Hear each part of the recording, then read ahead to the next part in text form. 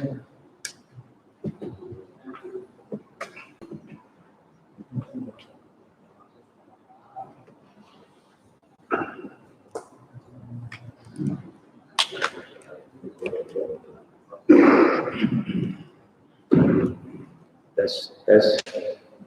Bismillahirrahmanirrahim.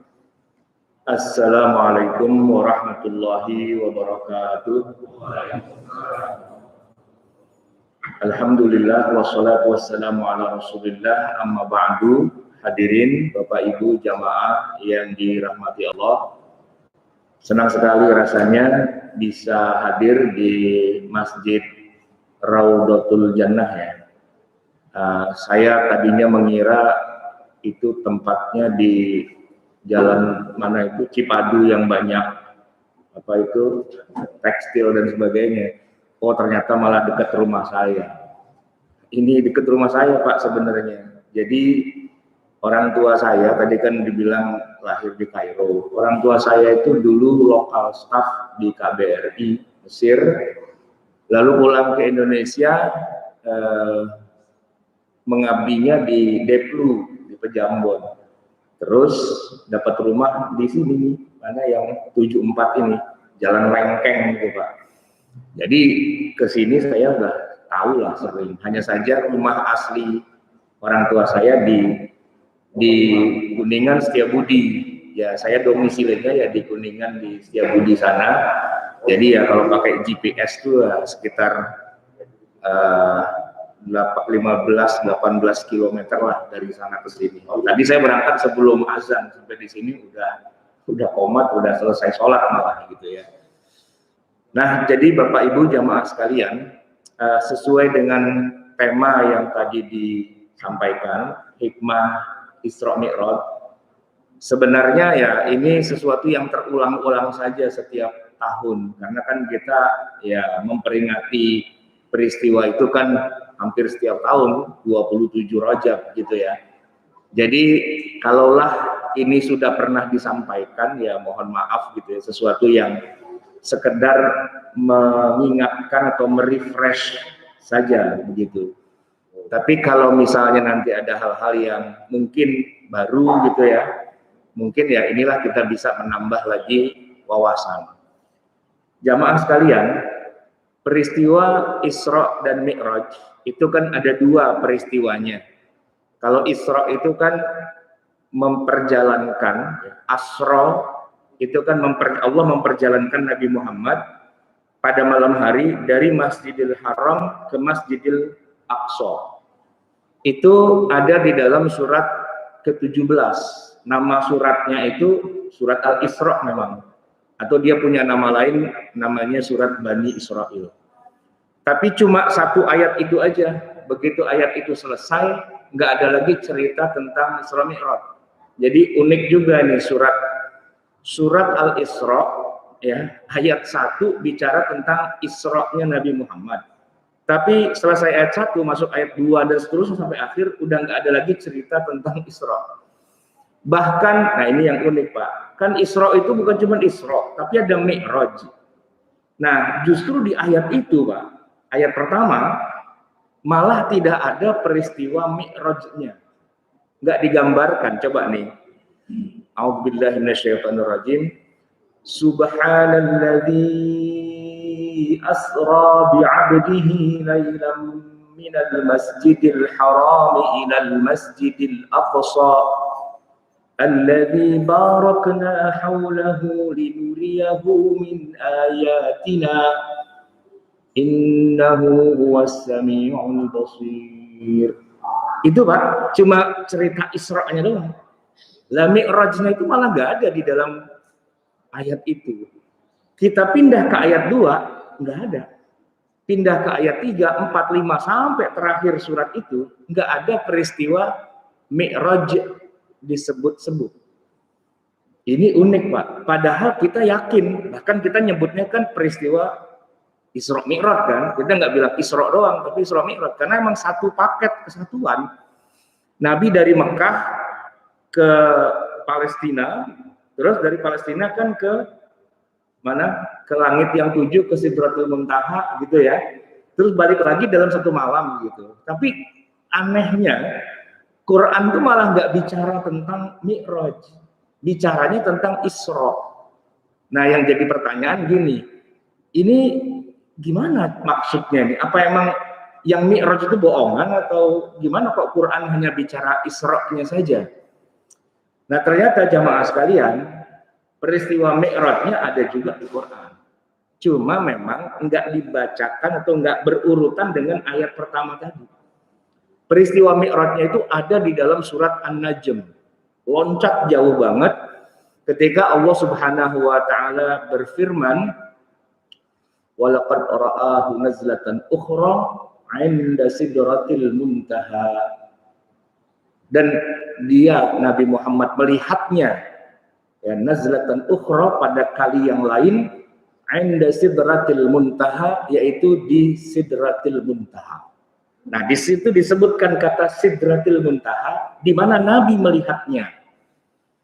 Nah, itulah yang para ulama yakini bahwa itu maksudnya adalah ketika Nabi memang Mi'raj ke sidratil muntaha. Ada di Quran, tapi tidak dalam satu rangkaian ayat, bahkan beda surat gitu ya. Nah, itu keunikan yang pertama. Yang kedua, jamaah sekalian, terkait dengan peristiwa Isra Mi'raj ini ya kita tahulah bahwa ini kan sebenarnya mukjizat. Tapi mukjizatnya Isra Mi'raj ini unik, aneh. Karena biasanya yang namanya mukjizat sesuai dengan arti kata mu'jiz. Arti mu'jiz itu adalah yang melemahkan hujah orang kafir ketika mereka tidak mau percaya dengan risalah yang dibawa oleh para nabi dan rasul. Jadi para nabi dan rasul dibekali dengan mukjizat yang kalau diperlihatkan mukjizat itu, mereka itu plek-plek gitu loh. Udah nggak bisa ngelawan lagi. Misalnya ya, Firaun bawa tukang sihir banyak. Lalu tukang sihirnya bisa bikin tali itu berubah jadi ular yang banyak gitu kan. Terus Nabi Musa dengan tongkatnya berubah jadi ular yang besar, ular besarnya makanin ular-ular kecil. Nah saat itu penyihir-penyihir mukjiz langsung kelepek-kelepek gitu, dan mereka langsung bersujud dan taubat dan menerima kebenaran yang dibawa oleh Nabi Musa. Itu mukjizat tuh begitu karakteristiknya. Kalau diperlihatkan orang pada, oh iya ya benar juga ya udah dia ikut gitu loh. Tapi mukjizat yang satu ini, yaitu mukjizat Isra Mi'raj, itu karakternya terbalik, Pak. Makin Nabi cerita kepada orang-orang musyrikin Mekah, makin mereka nggak percaya dan makin kabur dan makin bilang, tuh kan, gue bilang juga apa? Emang orang itu bermasalah, gitu. Ya, bukan semakin banyak yang ikut, malah semakin banyak yang kabur, yang rontok, gitu. Ada yang tadinya udah mau beriman, begitu dengar ke Masjidil Aqsa, ke langit, nggak jadi dah gue beriman. Kenapa? Ngarang aja nih orang gitu, karena nggak masuk akal kan gitu ya. Dan memang nggak masuk akal, Pak. Bahkan untuk teknologi kita yang modern hari ini, 14 abad kemudian juga masih belum bisa dijelaskan secara fisika gitu. Kalau Isra-nya bisa. Isra kan cuma dari Masjidil Aqsa di Mekah ke Palestina, ya kan? Kita sekarang sudah punya pesawat terbang, Pak. Jadi kalau Bapak coba jajal gitu ya, dari Mekah ke Palestina gitu ya, ukur pakai GPS gitu, paling-paling 2 jam itu Pak, sampai kalau kita naik pesawat. Bolak-balik kan berarti 4 jam. Kalau dalam satu malam, Mekah, Palestina, Mekah gitu ya, itu kejawab oleh logika kita sekarang. Kalau Isra-nya, tapi kalau Mi'raj-nya susah Pak, susah. Nggak usah pakai logika teknologi hari ini, kita ngomongin film fiksi ilmiah gitu ya, fiksi nih Pak. Di masa yang akan datang mungkin kita akan bisa menciptakan pesawat ruang angkasa, vessel gitu, yang kecepatannya sudah kecepatan cahaya gitu misalnya, film Star Trek tuh Pak ya. Kecepatan cahaya itu kan berarti 300.000 km per detik, 300.000 km per detik. Itu Pak, kalau misalnya ya Nabi SAW itu naik wahana luar angkasa gitu ya, yang kecepatannya 300.000 km per detik. Itu kalau kita hitung dengan luasnya tata surya mungkin udah keluar dari tata surya. Tapi kalau galaksi kita kan galaksi Bima Sakti nih Pak, ya, the Milky Way, itu belum sampai mana-mana itu Pak, baru situ-situ aja.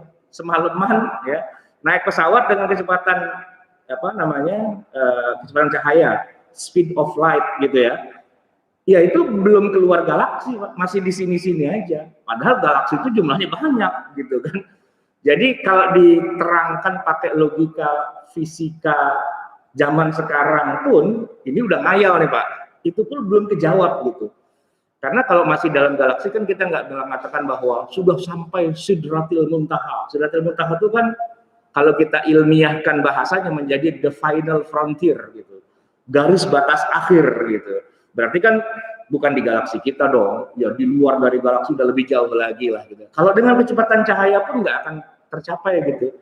Mungkin kecepatannya ya pakai wormhole gitu mungkin ya, atau pakai black hole dan sebagainya, wallahu alam bisawab. Nggak kejawab gitu untuk kita zaman sekarang. Nah, apalagi untuk logika berpikir orang di masa abad ke-7 Masehi itu. Dari Mekah ke Palestina satu malam bolak-balik, ngayal. Jadi orang makin jauh, bukannya makin dekat, malah makin jauh. Nah sehingga fungsi mukjizat peristiwa Isra Mi'raj itu sebenarnya bukan untuk melemahkan orang kafir biar mereka bisa nerima, tapi fungsinya adalah dibalik, menguatkan mentalitas Rasulullah Shallallahu Alaihi Wasallam. Ini kalau kita lihat dengan timeline-nya, jadi gini, peristiwa Isra Mi'raj itulah titik balik perjuangan Nabi. Kira-kira nih Pak, sejak Nabi diangkat jadi Nabi di usia 40 ya, waktu pertama kali terima wahyu di Gua Hira, sampai nanti Nabi wafat di usia 23 tahun, itu tengah-tengahnya itu peristiwa Isra Mi'raj. Dan di situ terjadi titik balik. Karena titik baliknya begini Pak, setelah Nabi mengalami ujian yang tidak pernah habisnya. Jadi puncaknya itu begini. Sudah diusir, diblokade ya, di lockdown di Syekh Ali selama 3 tahun, sampai Nabi nggak bisa makan, nggak bisa berdagang dan sebagainya, sampai makan rumput-rumput yang ada di kayak kambing, kayak ontak gitu makannya Pak, makan rumput gitu, sampai mohon maaf ya, kotoran mereka tuh udah kayak kotoran kambing gitu kan. Udah gitu Nabi kehilangan 2 orang tercintanya, ada Khadijah radhiyallahu anha dan juga Abu Thalib. Itu udah puncak paling menyedihkan. Makanya Nabi menyebut istilahnya tahun itu tahun duka cita. Ya, dan disitulah Nabi berdoa, doa yang kayak gimana ya? Doa yang antara setengah putus asa tapi tetap berharap gitu ya. Allahumma ilaika ashku dha'fa quwwati wa qillata hilati wa hawani 'ala an-nasi ya rabbal alamin, anta rabbul mustad'afina wa anta rabbi, ila man takiluni ila ba'idin yatajahhamuni am ila aduwin mallaktahu amri, dan seterusnya.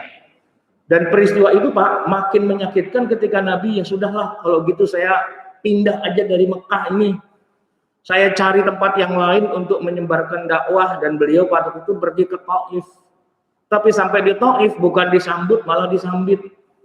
Jadi udah nggak bisa apa-apa lagi gitu, udah nyerah, ya Allah terlalu berat ini ujian kayak gini gitu. Nah disitulah kemudian Allah memberi tasliyah, memberi hiburan. Hiburannya apa? Jalan-jalan ke Palestina sekaligus ke Sidratil Muntaha. Itu Pak, Nabi pulang turun dari Isra Mi'raj itu dapat power lagi, kayak udah dicas gitu semalaman gitu, semangat dakwahnya itu. Kenapa? Karena ke Palestina Pak, itu bukan jalan-jalan dalam arti menikmati pemandangan, enggak. Ke Palestina itu ngapain?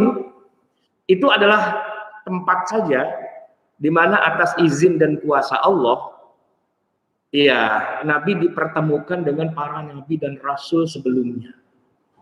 Ketemu dengan Nabi Adam, ketemu dengan Nabi Ibrahim, Nabi Musa, Nabi Isa, top markotopnya para nabi gitu ya, dewan jenderalnya para nabi. Kan Nabi dan Rasul itu sepanjang sejarah, Pak. Jumlahnya banyak.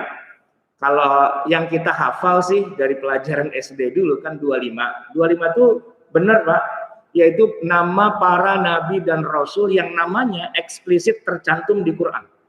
Eksplisit tercantum di Quran. Kalau nggak eksplisit, walaupun ada, nggak masuk. Misalnya Nabi Khidir. Nabi Khidir itu panjang ceritanya di dalam surat Al-Kahfi.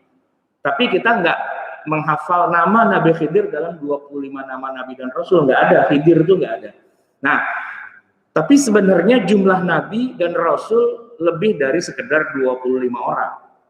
Dalam salah satu hadis sahih, Nabi menyebutkan bahwa jumlah Nabi dan Rasul sejak Nabi Adam sampai Nabi Muhammad 124.000. 124.000. Kisahnya sebagian kecil ada di Quran, ya, sebagian besar itu tidak ada. Nah, dari 124.000 Nabi dan Rasul sepanjang zaman, itu ada yang top-topnya, gitu kan, yang kita sebut dengan ulil azmi, gitu. Nah, yang top-topnya itulah yang kemudian dipertemukan oleh Allah dengan Nabi Muhammad SAW di Masjidil Aqsa itu. Nah, di dalam beberapa riwayat hadis yang sahih disebutkan peristiwa itu diabadikan dengan mereka sholat berjamaah, Nabi SAW menjadi imam, Adam, Ibrahim, Musa, Isa jadi makmum, gitu. Nah, baru setelah itu peristiwa yang lebih unik lagi, yaitu dengan buruk Nabi terbang ke langit-langit yang tinggi itu, ya. Nah, sebelum Nabi berangkat, itu nabi-nabi yang lain di Masjidil Aqsa itu kembali ke langitnya masing-masing, gitu istilahnya. Ketemu nanti di langit pertama dengan Nabi Adam.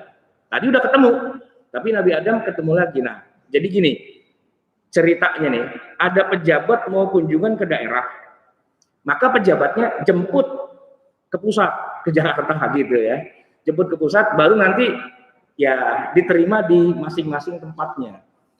Ketemu Nabi Isa, ketemu Nabi Musa, ketemu Nabi Ibrahim dan sebagainya.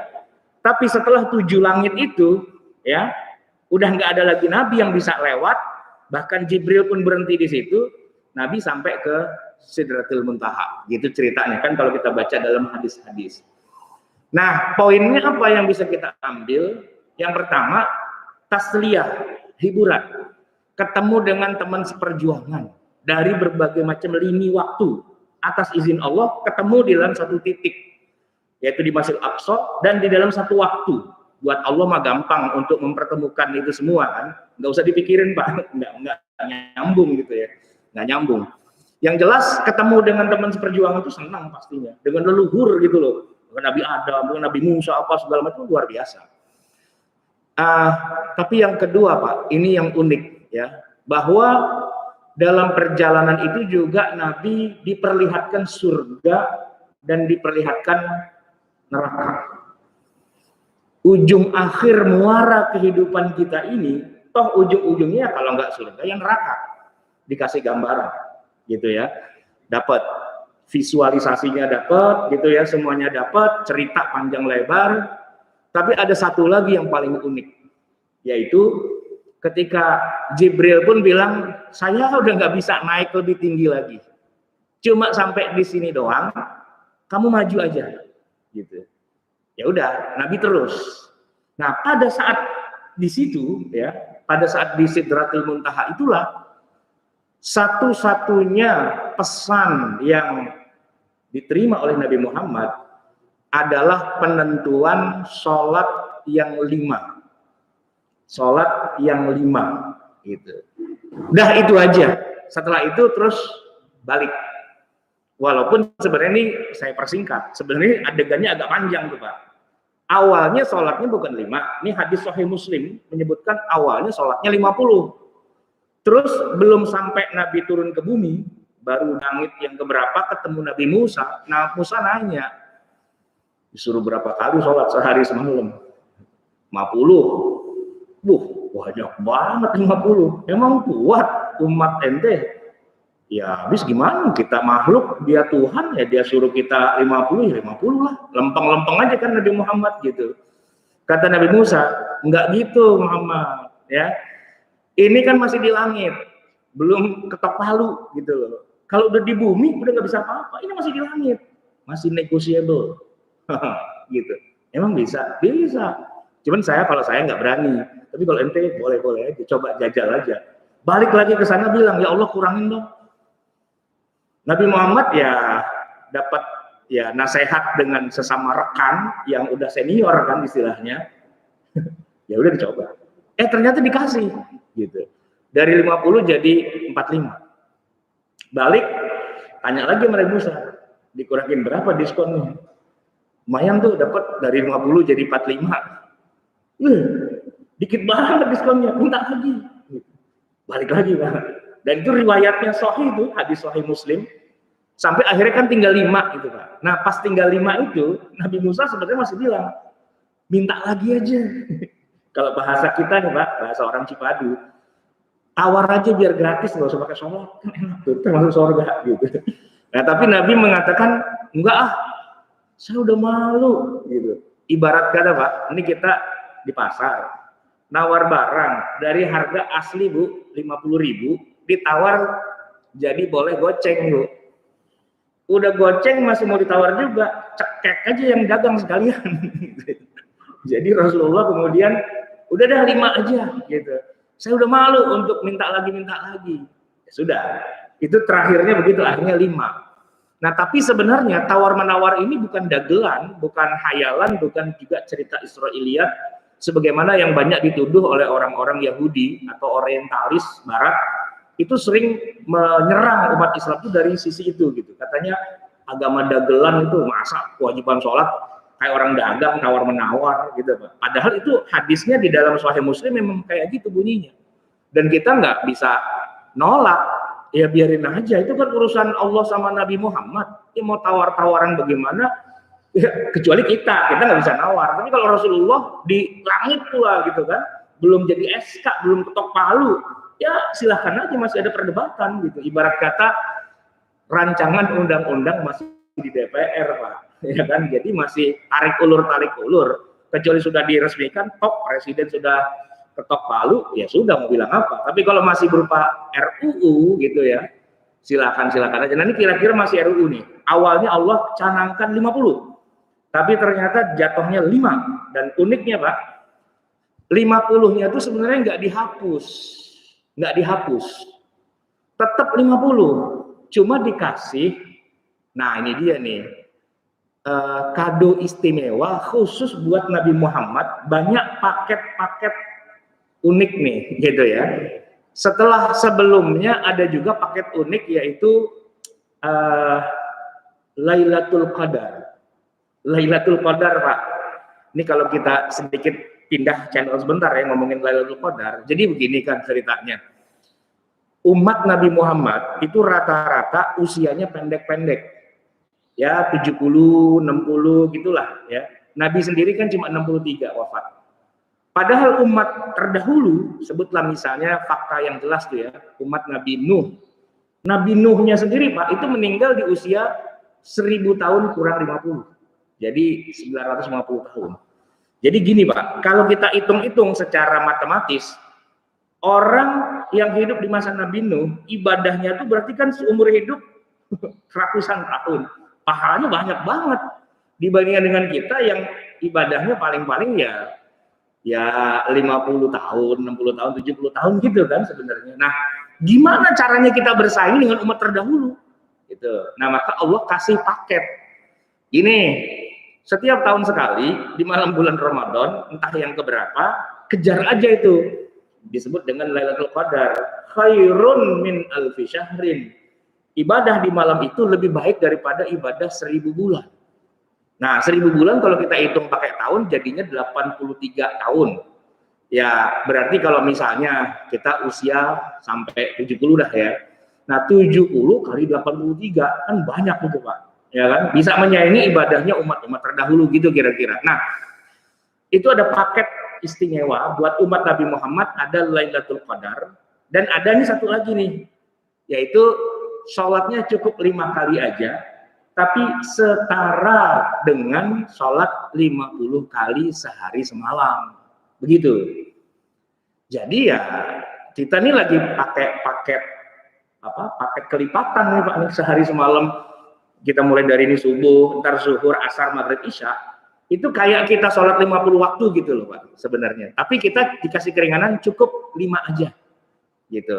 Tapi 50. Cuman ada untungnya tapi ada ruginya. Ruginya apa? Begitu kita nggak sholat sekali aja, berarti kayak kita nggak sholat 10 waktu gitu Pak. Ya kan? Nah ini yang penting harus kita catat dan harus kita ingat. Nah tapi uniknya begini Pak. Begitu Nabi pulang turun dari Isra Mi'raj, ternyata 5 waktu yang dimaksud itu belum ditentukan. Kapan-kapannya, jam berapanya itu belum ditentukan. Pokoknya 5, udah gitu aja. Nabi turun aja gitu, nggak nanya 5 itu jam berapa aja, itu enggak. Ya, turun aja udah. Dan pada saat tengah hari bolong, biasa Nabi itu kalau menjelang tengah hari, itu ada apa? Ini waktunya, yang pertama. Pada saat matahari tepat di atas kepala, geser dikit ke arah barat, itu disebut dengan istilah zawal.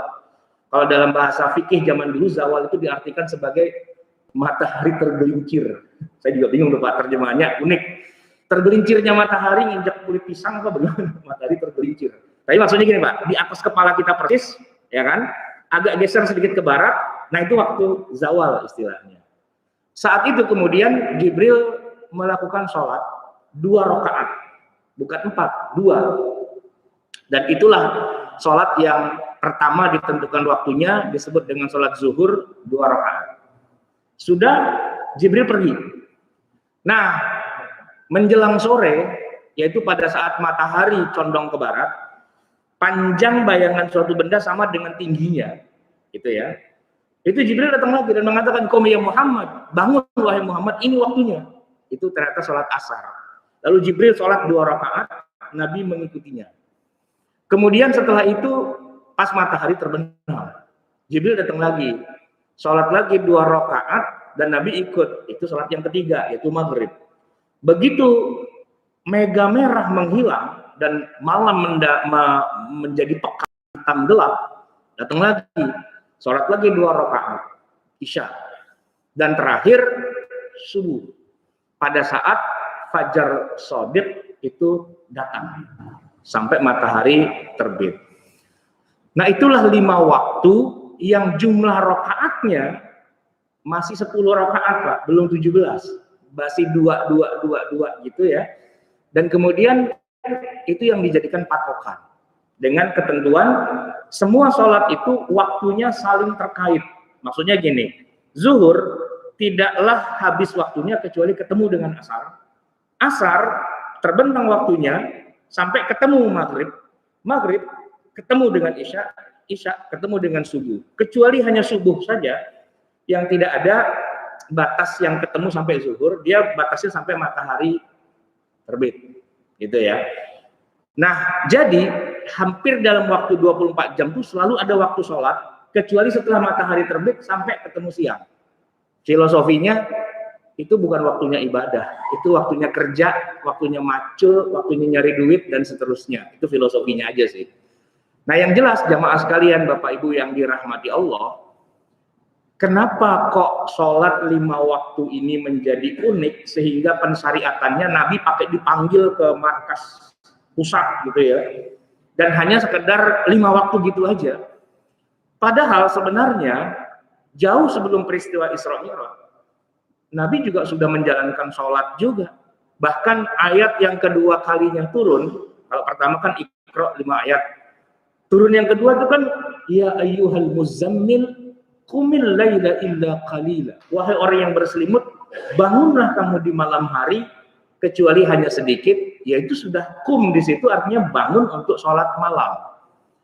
Jadi sejak awal pertama risalah Nabi diturunkan, para sahabat itu sudah melakukan sholat, tapi bukan sholat 5 waktu, sholat malam.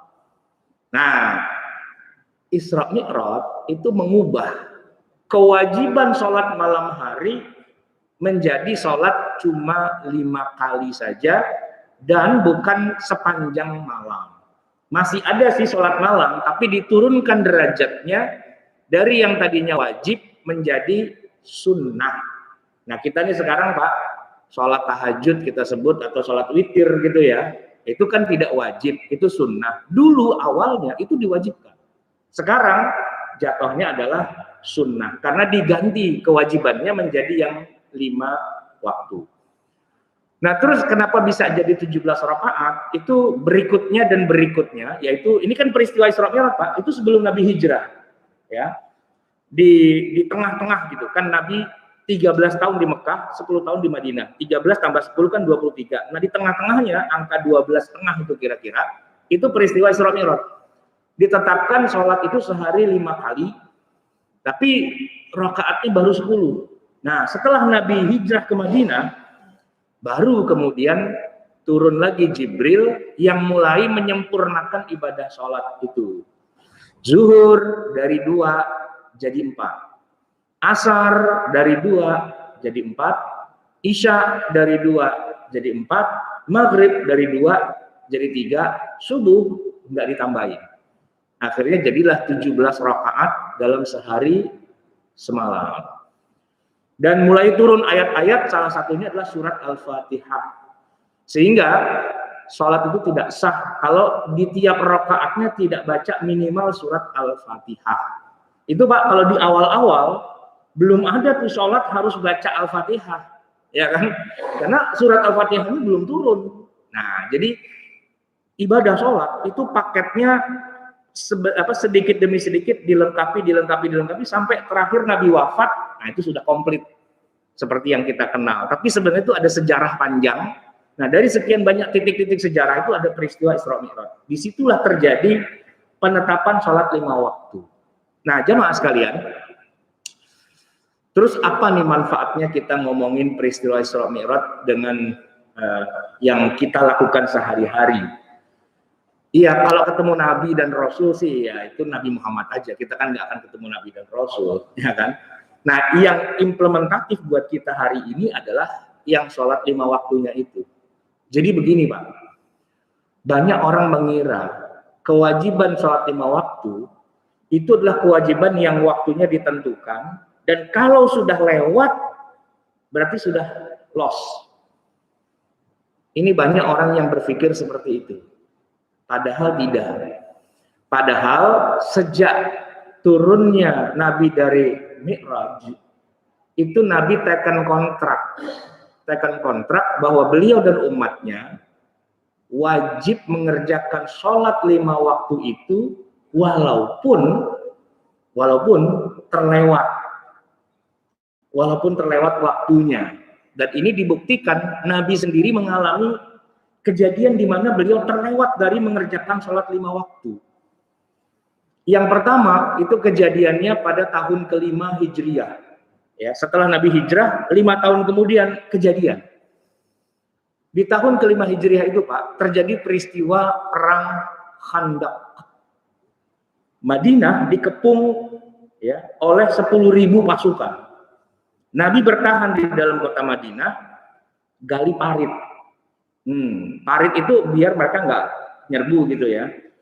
Tapi karena persiapannya mepet banget, beberapa ruas dari parit itu ada yang terlalu mepet, sehingga masih bisa dilewatin gitu ya.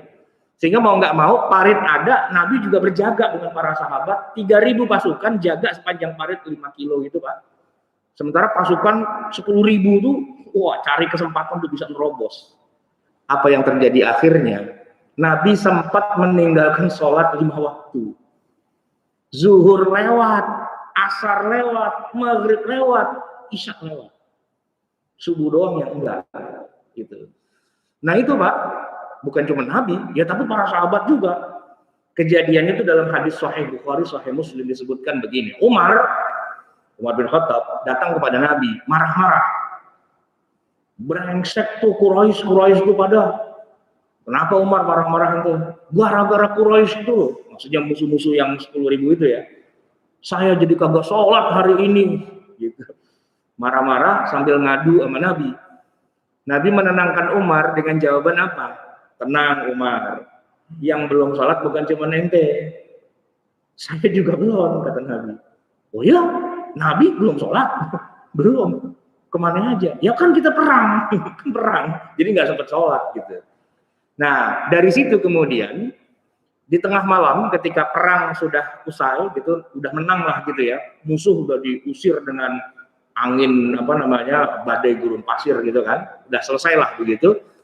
Nah di tengah malam itulah Rasulullah SAW memerintahkan muazzinnya yaitu Bilal bin Rabah untuk mengumandangkan azan di tengah malam yang senyap itu. Orang udah pada tidur, tapi dengar azan belum subuh, masih tengah malam, pada kaget. Ada apa gitu kan? Ya tapi karena ini panggilan Nabi kan, Bilal itu kan kalau bilang hayya 'alas shalah, hayya 'alal falah gitu ya. Itu yang ngomong bukan Bilal, yang ngomong Nabi, itu panggilannya Nabi. Jadi mereka pada datang ke Masjidin Nabawi kan. Ada apa Bilal? Gak tahu tuh, Nabi suruh saya manggil-manggil ente semua, pada kumpul dan Nabi ada di situ. Apa kata Nabi? Yang tadi siang belum sholat zuhur, yuk kita sholat sekarang. Tengah malam tuh Pak, para sahabat celingukan. Zuhur bukannya kalau siang? Iya siang, tapi ente udah kerjain belum? Belum sih. Ya udah sekarang kita kerjain kata Nabi.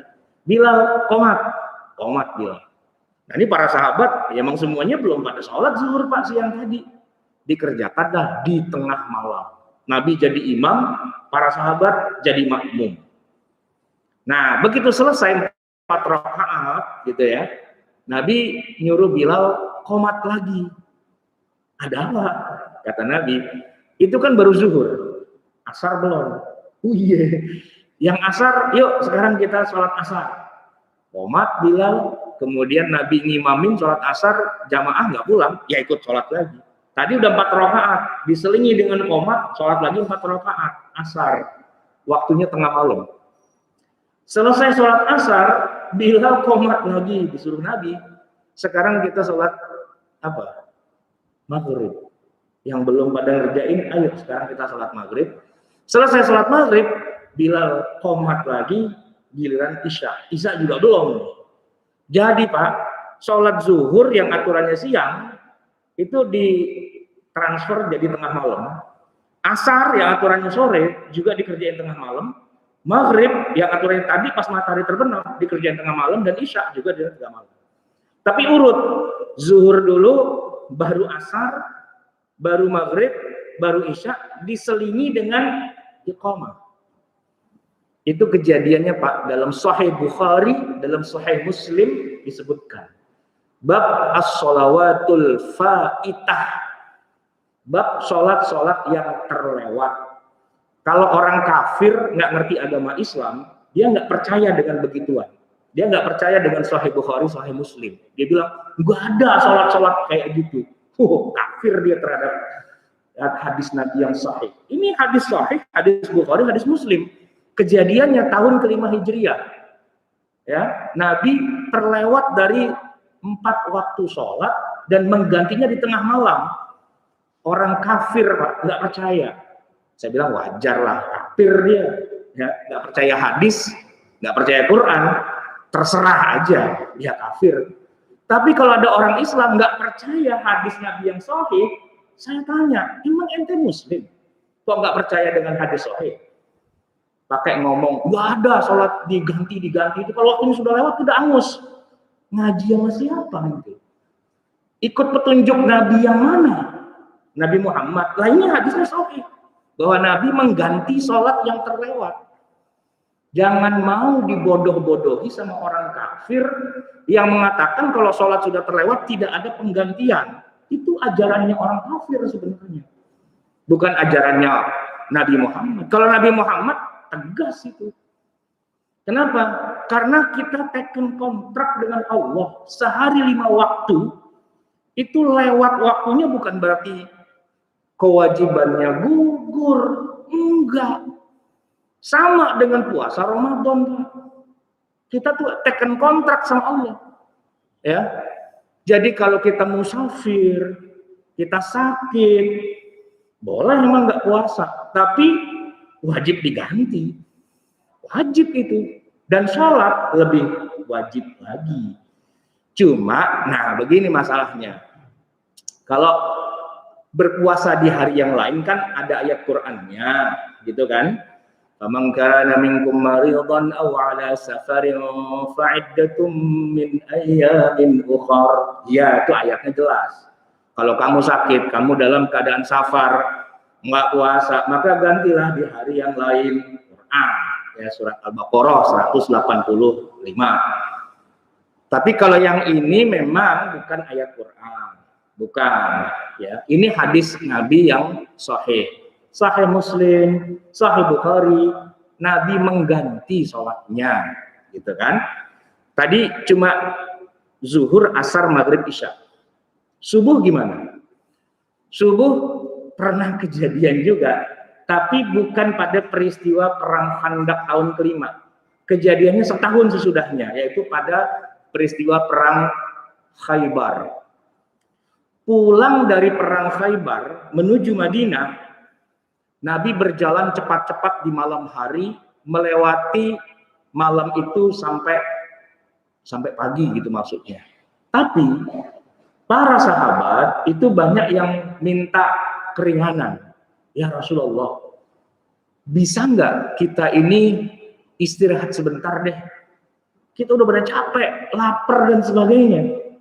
Kata Nabi, bisa-bisa aja sih. Tapi gimana kalau kita istirahatnya nanti kalau udah selesai terbit fajar setelah kita sholat subuh? Sebab kalau kita istirahat sekarang nih, saya nggak yakin kita bangun sholat subuh. Sahabat bilang, iya juga sih, tapi kita udah pada kecapean banget. Akhirnya Bilal kan muazzinnya Nabi, usul. Gini aja deh, kalian teman-teman semua tidur, istirahat. Rasulullah juga silakan tidur. Saya yang melek sendirian. Ntar kalau fajar, saya bangunin. Kata siapa itu? Kata Bilal. Apanya Bilal ketiduran juga, Pak. Bilal ketiduran juga. Sebenarnya Bilal nggak ketiduran sih, emang tapi dia ngantuk. Cuma dia nggak berhasil mengalahkan rasa kantuknya, justru dia yang dikalahkan sama rasa ngantuk. Jadi pertama dia udah senut-senut nih, waduh mata udah pedes banget gitu kan. Tapi udah janji sama Nabi, dikit lagi fajar kalau dia tidur, wah bisa lewat semua nih. Jadi akhirnya Bilal ngusir rasa kantuknya dengan pertama dia sholat malam, gitu kan. Siapa tahu dengan sholat dia makin kuat. Ternyata makin ngantuk, Pak. Begitu habis sholat dia jalan muter-muter gitu kan, makin ngantuk juga. Akhirnya saking ngantuknya dia duduk nyender di ontak yang lagi tidur juga ontak. Dalam perasaan Bilal, dia cuman ya berkedip sebentar doang lah gitu ya. Tapi begitu dia buka mata, Masya Allah, itu matahari kenapa jadi ada di situ gede banget gitu. Udah siang, Pak. Dan yang bangun pertama kali adalah Rasulullah. Begitu bangun Rasulullah kaget, matahari udah terbit, gitu kan? Dan yang dicari pertama kali siapa? Bilal, mana Bilal? Tadi yang katanya dibangunin, mana Bilal? Bilal lagi ngorok, Pak, lagi pules, gitu. Dibangunin, Bilal, bangun. Bilal kaget, astagfirullah, udah siang, katanya. Ya Rasulullah, maafin saya dah, maafin banget, ya. Belum pernah saya tidur seenak ini, gitu. Ya tidur menjelang subuh, Pak, enak banget itu. Bangunnya kesiangan. Nah, lalu kata Nabi, ya sudah, kalau gitu kita sholat subuh. Bilal azan. Bilal, Pak, nyawanya belum ngumpul. Ya, orang dibangunin lagi asik tidur kan. Bilal nanya, azan apaan ya Rasul? Ya azan subuh, Mas, azan zohor, belum zohor, subuh. Disitulah ya, Bilal azan dengan suara yang paling pales banget suaranya, nggak enak banget sama matahari. Apalagi pas dapat lafaz as-sholatu khairum minan naum gitu kan. Wah, itu dia serasa dicengirin matahari. Kata matahari, apa lu naum-naum, bangun kesiangan, sholatu khairum minan naum lagi gitu kan. Udah nggak enak banget lah itu suara azannya Bilal itu kan. Dan kemudian salatlah Nabi dan para sahabat di bawah terik sinar matahari. Salat apa? Duha, bukan. Salat subuh. Kan waktunya udah habis. Nah ini Pak, pelajaran penting. Tidak mentang-mentang waktu sholat itu sudah habis, lantas kemudian kewajiban sholatnya gugur. Enggak. Ini yang banyak kita umat Islam tuh banyak dibohongin tuh di situ, Pak, sebenarnya. Karena nggak ngerti ilmu agama, nggak ngerti hadis Nabi, nggak ngerti ilmu syariat. Dia berpikir pakai logika dia. Kan sholat ada waktunya. Inna sholata kanat 'alal mu'minina kitaban mawquta. Begitu waktunya habis ya udah, nggak ada kewajiban. Gugur. Itu keliru, Pak. Enggak begitu Nabi mengajarkan kita sholat. Shollu kama ra'aitumuni usolli. Sholatlah kalian sebagaimana kalian melihat aku sholat. Aku sholat pada waktunya, kalian sholat pada waktunya. Aku pernah telat, habis waktunya, tetap aku sholat. Jangan ngarang sendiri. Aturan sholat pakai logika, nggak bisa. Ikut Nabi. Nah, Nabi bangun kesiangan, beliau sholat subuh di bawah terik sinar matahari. Selesai itu, Nabi menghadap para sahabat dan mengatakan dengan sabda yang paling dicatat dalam sejarah. Man nasiyas sholata. Siapa orang yang terlupa dari mengerjakan sholat. Au nama anha, atau tertidur dari harusnya mengerjakan sholat, fal yusalliha. Wajib dia mengerjakan sholat itu. Idza dzakaraha, begitu dia ingat. Nah, ini pelajaran penting, Pak. Ya, kontrak kita dengan Allah itu lewat Isra dan Mi'raj. Apa itu? Bahwa kewajiban kita sehari-hari, setiap harinya, itu 5 waktu. Nggak boleh diotak-atik. Harus dikerjakan pada waktunya dengan catatan. Seandainya terlewat waktunya, maka kewajibannya tetap harus dikerjakan. Dan akan dievaluasi nanti di yaumil qiyamah. Yang pertama kali akan dievaluasi, Pak, dari seluruh amal kita itu sholat. Innama yang pertama kali ya, yuhasabu bihil abdu, dihisapnya seorang hamba min amalihi, dari semua rangkaian amal ibadahnya, as-sholah, sholatnya dulu, Pak. Dan itu menentukan amal-amal yang lain itu akan dinilai sesuai dengan nih nilai sholatnya. Nah, yang dinilai, Pak, bukan khusyuk apa enggak khusyuk, bukan lama apa enggak lama, bukan hitam apa enggak hitam jidatnya, bahkan juga bukan jamaah apa enggak jamaah, bukan itu. Itu nilai tambah saja. Tapi yang utama absensi kehadiran. Ya, Pak. Pernah kuliah kan, Pak, ya? Dosen bilang, lebih dari 30% nggak masuk, nggak boleh ikut ujian. Pinter, Pak, pinter, bikin makalah, bikin apa sih, pinter, tapi absen kurang. Kena itu, istilahnya nggak boleh ikut ujian.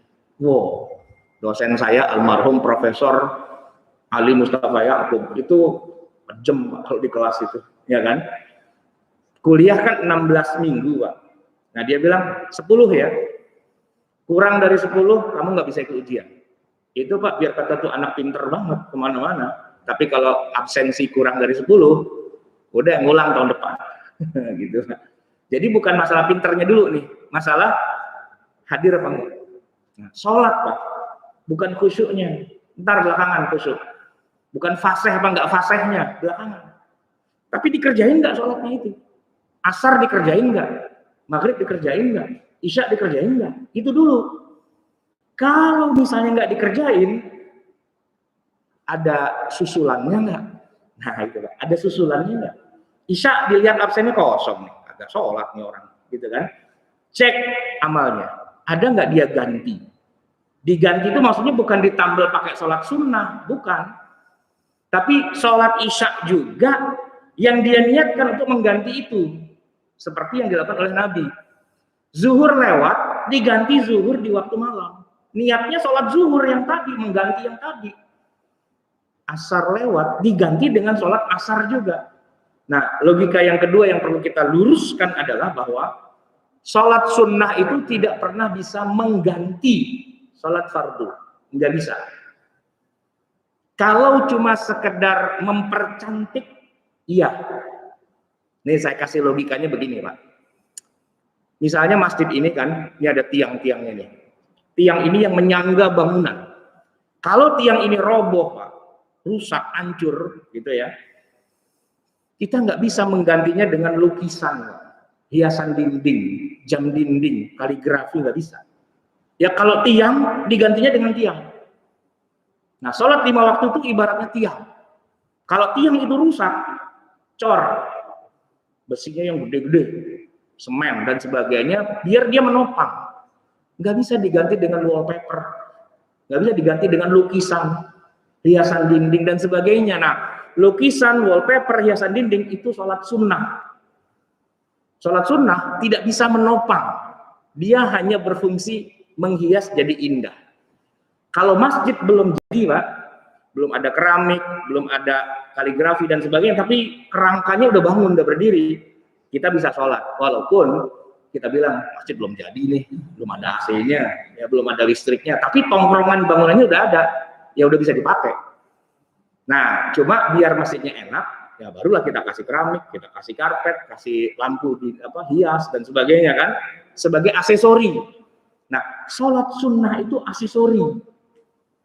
Tapi bangunannya, apa istilahnya kita bilang, kolomnya gitu ya, itu adalah sholat fardunya.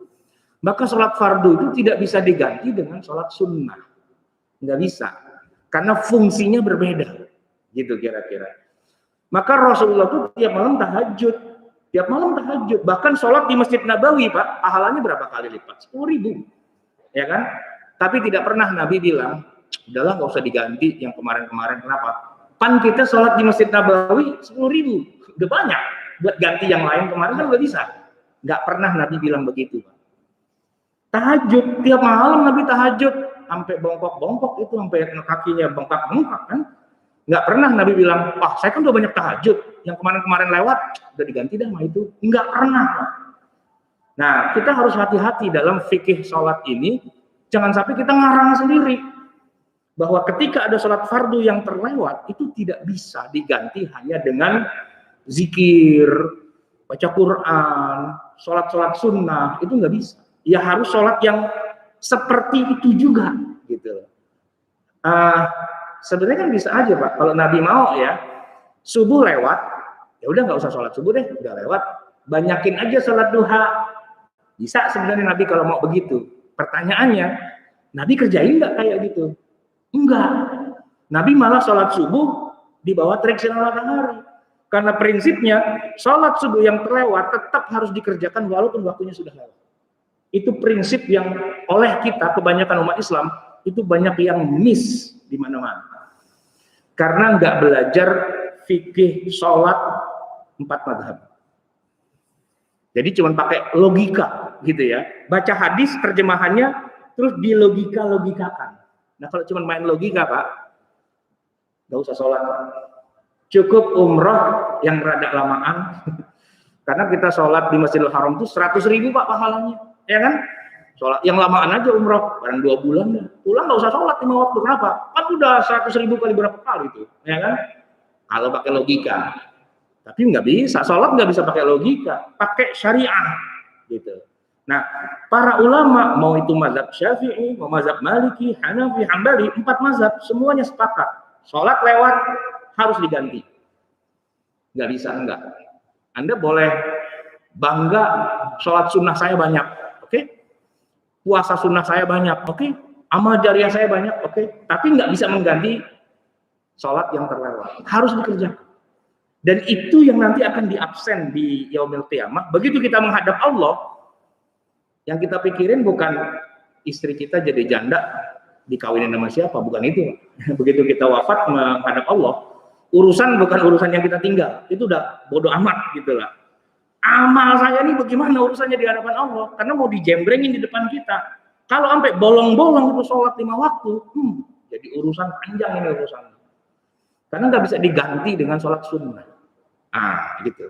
Jadi jamaah sekalian, usahakan sholat 5 waktu kita ini jangan sampai ada yang bolong.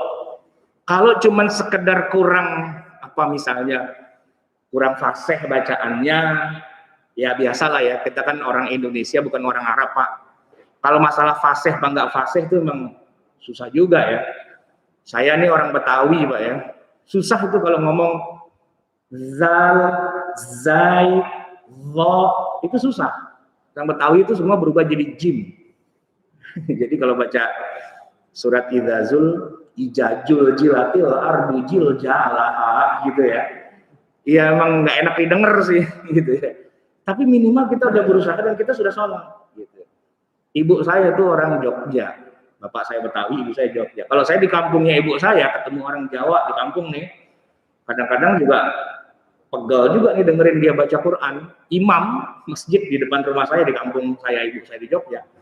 Itu kan dia nggak bisa bilang ain, bilangnya ngain gitu. Ya, nggak bisa bilang ha, tapi bilangnya kha gitu kan. Makanya baca Fatihah itu kadang-kadang mau saya jitak aja tuh palanya gitu kan. Imam Pak masjid. Alhamdulillahi rabbil alamin. Mau jitak juga nih orang ya. Baca Quran begitu gitu kan. Tapi begitu saya ngobrol, ternyata itu imam Pak, orang paling fasih di kampung itu Pak. Kalau diganti dengan yang lain lebih hancur lagi, udah paling fasih itu udah gitu. Ya sudahlah, mau bilang apa lagi ya kan? Ya sudah. Tapi kan dia sholat Pak. Ya kan? Semoga amal-amalnya yang kurang kayak gitu. Nah, itu pakai sholat sunnah itu Pak, gitu loh. Duha, ya kan? Witir, tahajud, apa itu buat ngurang-ngurangin yang apa nambah-nambahin yang kurang modal gitu. Tapi kalau dia enggak sholat, nah itu gantinya dengan sholat gitu loh Pak. Ya, kita sholat mungkin karena apalan kita terbatas ya, bacanya ya kalau nggak kuliah dulu gitu doang, nggak pernah baca yang panjang-panjang mungkin ya. Ya nggak apa-apa juga sih Pak, udah dapet lah itu absen tuh udah dapet. Ibarat kata kita datang ke kelas, emang sih nggak datang dari awal bareng sama dosen, tapi pas lagi dosen ngabsen kita udah datang, panggil hadir gitu. Walaupun tinggal 5 menit terakhir, minimal hadir gitu kan. Ya kalau yang bagus sih sebelum dosen datang udah nyapu duluan Pak di kelas itu kan, harusnya begitu. Itu yang idealnya, tapi minimal hadir. Jadi ketika nanti ujian diumumin, kita nggak termasuk orang yang tidak boleh ikut ujian gitu. Nah, sholat 5 waktu itu begitu, minimal kita kerjain, walaupun misalnya, walaupun nih Pak, ya nggak bisa hadir pada sholat jamaah di masjid, bangun-bangun 5:30, ya jamaah ke masjid sholat subuh udah pada pulang, kecuali hari ini mungkin ada pengajian gitu ya, 5:30, tapi kan matahari belum terbit nih, sudah sholatlah 2 rakaat di rumah, ngisi absen lah paling enggak, gitu ya kan? Atau nih Pak, bangun 6:30, siangan kan? Ya udah sholat 2 rakaat, walaupun istilahnya waktu udah lewat, minimal dikerjain, gitu. Jangan sampai bangun 6:30, ya udah lewat nih subuh, udah dah, ntar saya banyakin sholat duha aja, nggak bisa begitu, nggak bisa. Sholat subuh ya diganti sholat subuh gitu loh. Habis itu Bapak mau sholat duha, nah itu buat nambel-nambel yang tadi Pak, catnya ngelotok nih, cat ulang dah. Nah itu cat ulang tuh yang sholat-sholat sunnahnya itu. Tapi kalau temboknya roboh, Bapak nggak bisa bilang, saya cat, orang temboknya aja kagak ada, gimana yang mau dicat? Itu loh, temboknya dibangun dulu, sholat fardunya itu. Nah itu jamaah sekalian yang dirahmati Allah, semoga ini bisa menjadi catatan penting buat kita. Semoga nanti kalau kita menghadap Allah Subhanahu wa Ta'ala, kita dalam posisi sebagai orang yang sudah tidak punya utang kewajiban sholat 5 waktu. Jadi begitu nilai sholatnya kita itu udah bagus, yang lain Pak, puasa, zakat, apa yang lain, itu nilainya jadi ikut bagus Pak, kedongkrak sama nilai sholat. Sementara kalau nilai sholatnya dari awal udah jeblok Pak, yang lain itu jadi, aduh, jadi repot ini urusan, gitu ya. Semoga Allah Subhanahu wa Ta'ala nantinya memanggil kita dalam keadaan husnul khatimah. Kita tidak punya hutang apa-apa kepada Allah. Kita memperbanyak amal ibadah kita, wabil khusus di era pandemi seperti ini. Semoga semakin banyak saja ibadah yang bisa kita kumpulkan menjadi bekal kita nanti menghadap Allah Subhanahu wa Ta'ala. Kita juga doakan saudara-saudara kita mungkin yang sedang terkena musibah, entah penyakit, entah kekurangan rezeki dan sebagainya. Semoga Allah segera kembalikan semuanya, kesehatannya, ekonominya dan sebagainya, agar kita bisa menjadi hamba-hambanya yang bersyukur tahadus bin nikmah kembali seperti semula. Itu yang bisa saya sampaikan. Mohon maaf atas segala kekurangan kesalahan. Adanallah wa iyyakum ajma'in. Walafu minkum. Wassalamualaikum warahmatullahi wabarakatuh.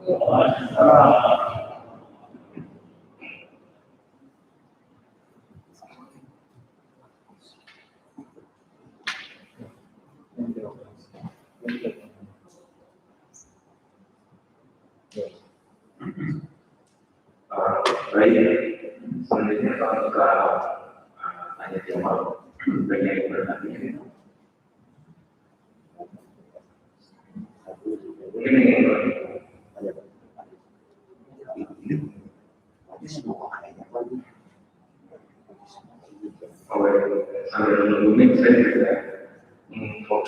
Kayaknya nggak ada biji itu, itu namanya berapa? Biji ini nggak ada biji berapa? Apa mendekat aja pakai ini? Oke. Bagi yang bertanya sama mengatakan dan mungkin bisa lebih dijelaskan.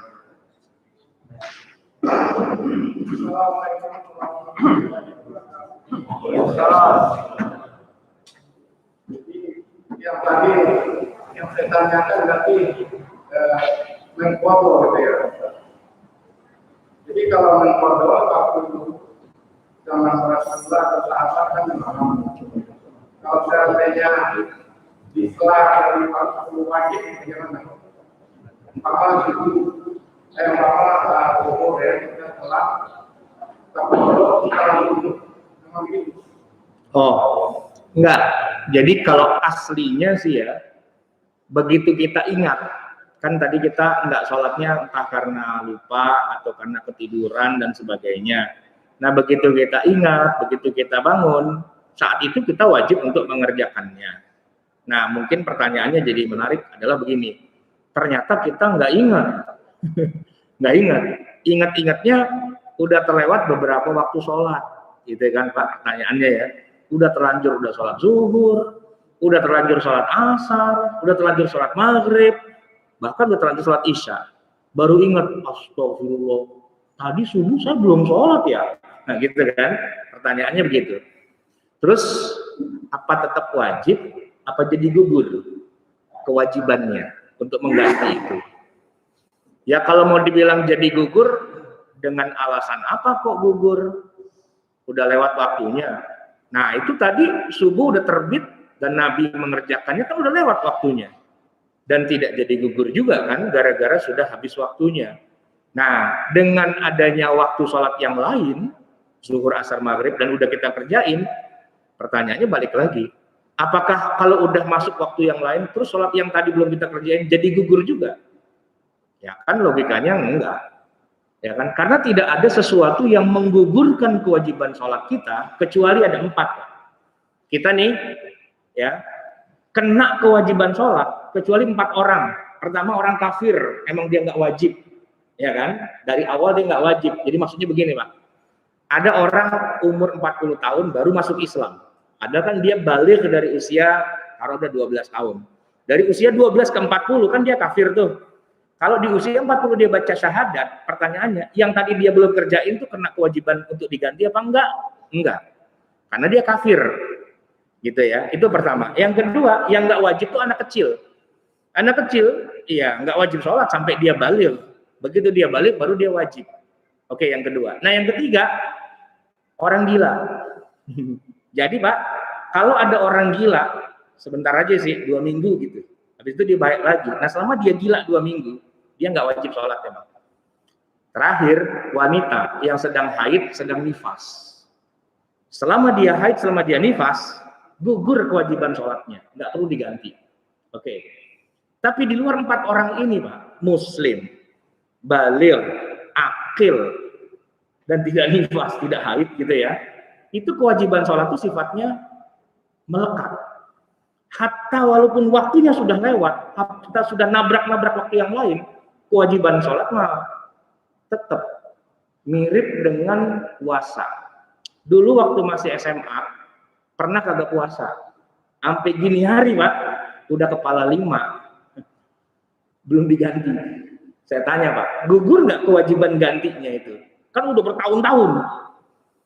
Nah, banyak orang juga berpikir kadang-kadang suka nggak lurus nih Pak. Ah, masa sih udah segitu lama Allah masih ingat aja? Ya masih lah. Masa sih malaikat masih ingat aja? Utang udah lama, bukannya impas kalau udah kelamaan. Itu kan utangnya kita Pak sama teman, kalau udah ketemu lebaran impas gitu kan. Tapi ini enggak, ya catatan amal. Makanya dicatat oleh malaikat, tugasnya apa? Ya biar ketahuan absennya yang mana. Sehingga walaupun dengan jalan waktu yang jauh gitu ya, dengan waktu sholat atau waktu puasa yang berulang-ulang, maka yang belum dikerjakan tetap itu ada sesuatu yang masih harus dikerjakan. Cuma memang problemnya begini Pak, kalau sudah terlewat bertahun-tahun, catatannya sih ada, tapi kan malaikat. Nah kita yang nggak punya catatan, ya bagusnya sih minta bocoran sama malaikat, dikasih, tapi syaratnya mati dulu, kan susah, ya kan? Udah mati nanya malaikat, saya bocor bolong berapa? Banyak nih, gitu kan? Wah udah saya ganti, kagak bisa, lu udah mati, ya nggak bisa balik lagi. Nah terus kita kalau masih hidup gimana cara taunya? Nggak bisa nanya sama malaikat. Yang ada kita disuruh melakukan appraisal. Appraisal itu apa istilahnya? Bapak kalau minjem duit di bank mau ngasih duit, jaminannya apa? Rumah. Nah rumah kita tuh Pak datangin sama pihak bank, ditaksir gitu, appraisal. Ini kira-kira nih ya, kira-kira segini nih, gitu nilainya. Kita juga begitu Pak. Makanya disebut dengan muhasabah. Ya, Umar bin Khattab mengatakan hasibu anfusakum, hitung-hitung diri kamu qabla an tuhasabu, sebelum kamu mati nanti kamu yang dihisab sama malaikat. Kalau malaikat udah ngehisab, itu udah real count. Kalau kita masih quick count gitu. Tapi quick count sama real count itu ya 11-12 lah gitu. Coba kita hitung-hitung nih. Berapa banyak nih kita kagak sholat, kagak puasa, kagak apa. Karena itu kewajiban yang hakiki. Tapi intinya saya ingin jawab, walaupun sudah terselang waktu sholat yang lain, sudah waktu lama dan sebagainya, tapi ini yang namanya utang, tetap utang. Gitu. Maka itu yang harus tetap wajib. Kalau puasa, kita puasa. Kalau sholat, kita sholat. Bahkan zakat gitu juga Pak. Zakat juga ada yang nggak dibayar jadi utang. Itu urusan di akhirat, itu urusan utang. Makanya kan Nabi bilang, hati-hati kamu dengan utang ya, hati-hati. Itu utang bukan cuma sama orang lain Pak, sama Allah itu juga ada hitung-hitungannya juga. Gitu. Baik, ada lagi mungkin? Ya, ibu-ibu. Mikrofonnya nggak sampai Bu. Waalaikumsalam.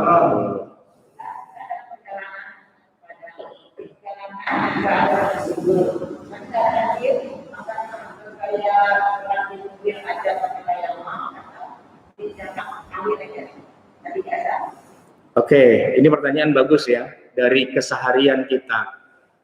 Intinya Bu, harus sholat, ya kan? Entah sholatnya di kendaraan atau sholatnya kalau udah sampai, itu banyak nanti aturannya. Tapi intinya harus dikerjain sholatnya. Ya, kalau saya kasih contoh Bu, saya pernah naik pesawat, ya, Jakarta Surabaya, terbang jam 4.10 pagi, naik Citylink dari Soekarno Hatta. Ini kalau subuhnya kayak kita sih enak ya. Sekarang ini kan subuh jam 5 kurang 20 ya, jam 4.40 kan. Jadi waktunya bisa diatur begitu. Maksudnya diatur tuh terbang, terus sampai Surabaya tuh di sono belum terbit matahari, jadi saya bisa sholat di sana, ya kan? Tapi kadang-kadang waktu terbang, ini kita udah boarding nih, udah di pesawat, baru azan. Nah, begitu sampai di sana, udah terbit matahari. Kan susah tuh mau sholat di bandara, mau nggak mau kan harus di pesawat, gitu kan? Ya sudah, apa boleh buat, sholatlah di pesawat, gitu.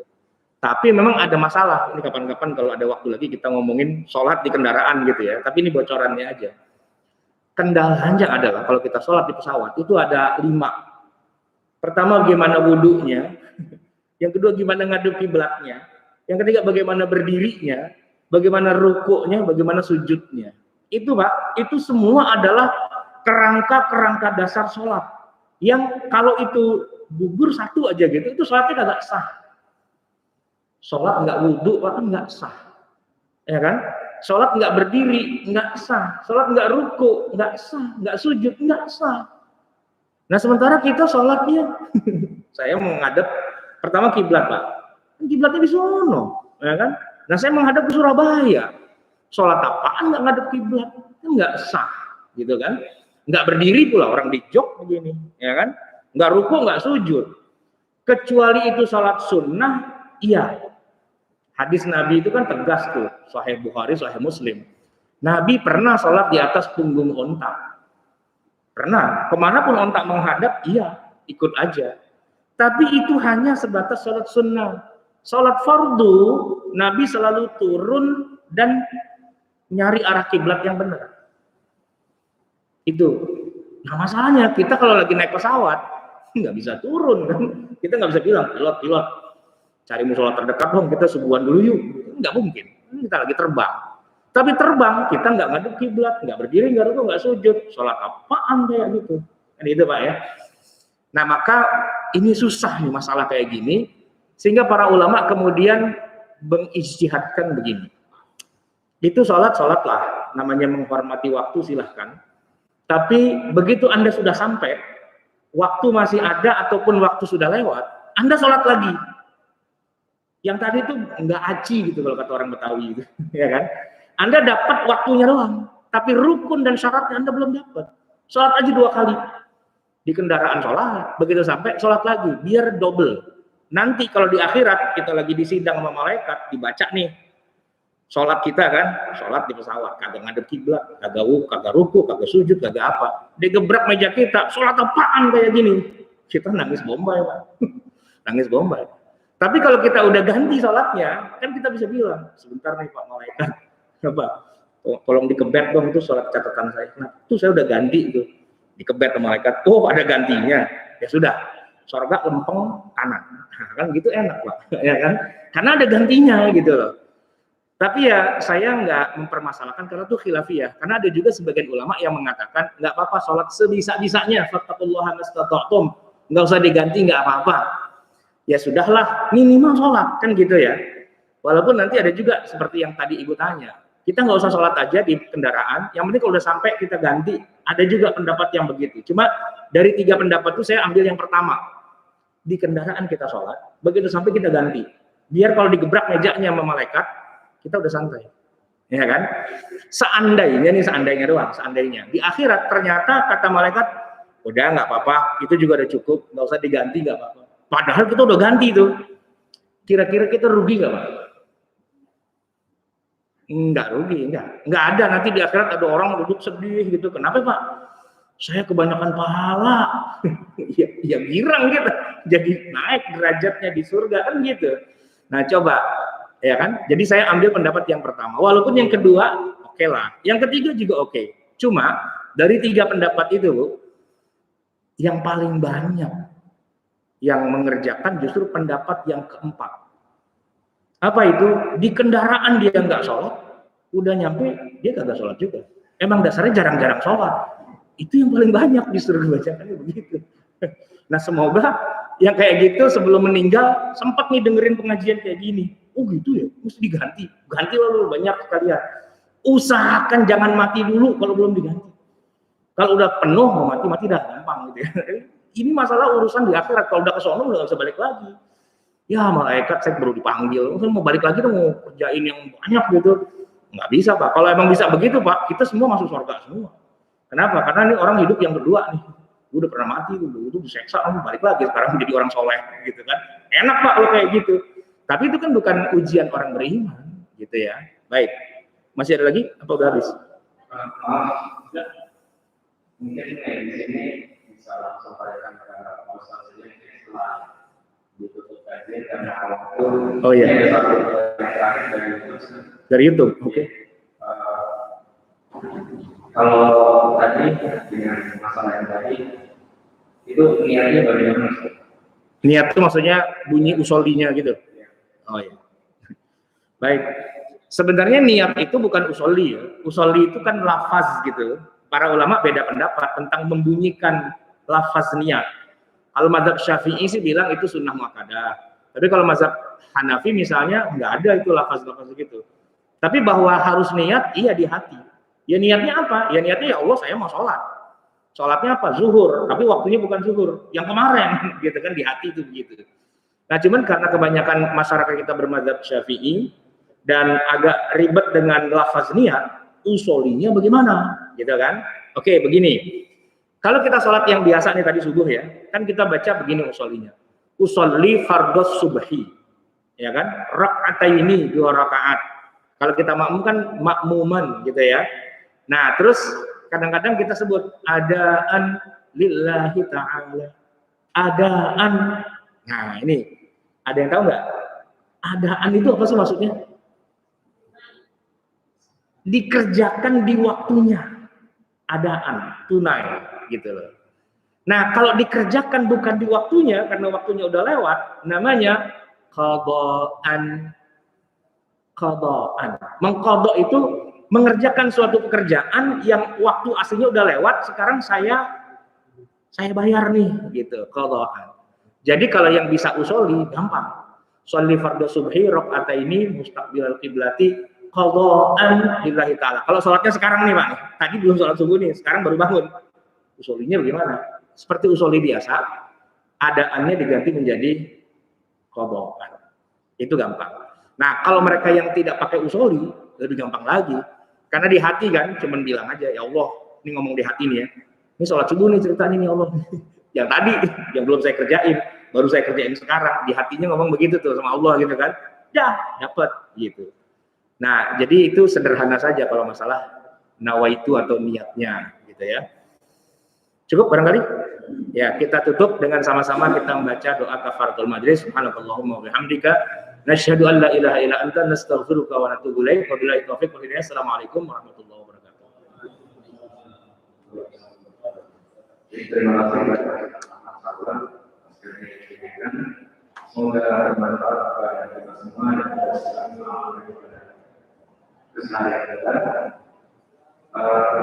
dan saya